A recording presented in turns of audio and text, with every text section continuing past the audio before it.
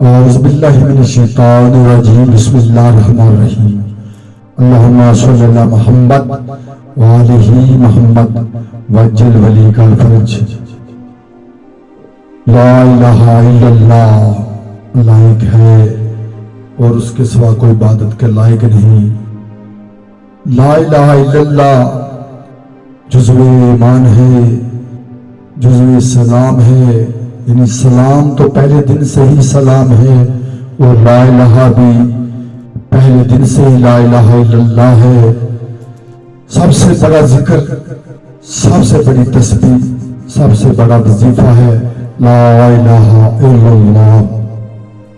جس کسی نے بھی جس مقصد کے لیے، جس کام کے لیے بھی یہ وظیفہ کیا، اللہ تعالیٰ نے اسی کام میں اس کی مدد کر دی.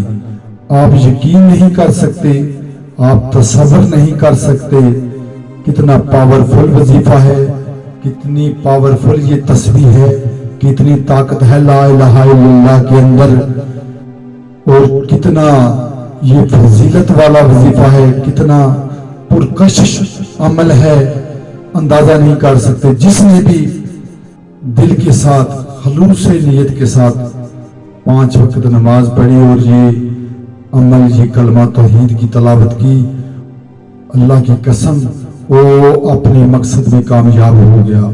پوری دنیا، پورا ورلڈ، پورا عالم، کل کائنات، کل عالم اس لا الہ الا اللہ کے اندر بند ہے. آپ یقین کے ساتھ یہ عمل کر دیکھیں تو انشاءاللہ اللہ تعالیٰ ہر کام میں آپ کی مدد کریں گے. اسے کم از کم 100 بار جو بندہ ہر روز پڑھے گا، ہر نماز کے بعد پڑھے یا پورے دن میں 100 بار پڑھے، چلتے پھرتے پڑھے، گاڑی ڈرائیو کر رہے ہیں تب پڑھو، بائک پر جا رہے ہیں تب پڑھو، پیدل چل رہے ہیں، واک کر رہے ہیں تب پڑھو، عورتیں گھر کا کام کر رہی ہیں تب پڑھے، کھانا پکا رہی ہیں تب پڑھے، 5 وقت کی پابندی کریں اور ورد لا الہ الا اللہ کی تسبیح کرتے رہیں.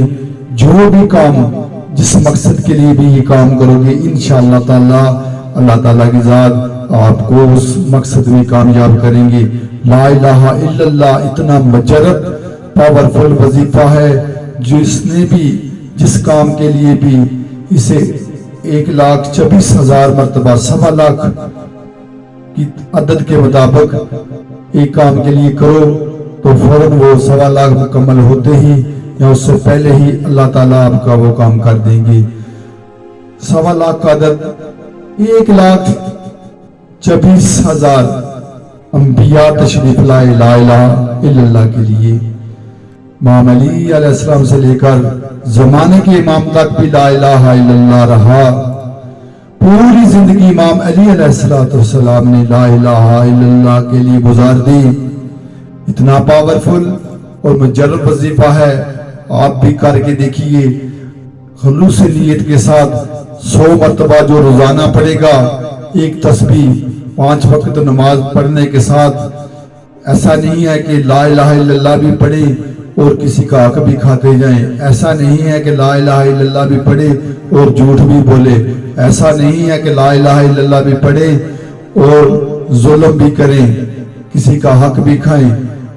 اور ایک کنڈیشن کے ساتھ ان سب کاموں کو چھوڑ کر اور اللہ کی طرف رجوع ہو کر ذکر خدا جو کرے گا تو اللہ تعالیٰ اس کے کام میں برکت کر دیں گے اور فوراً اس کا کام ہو جائے گا.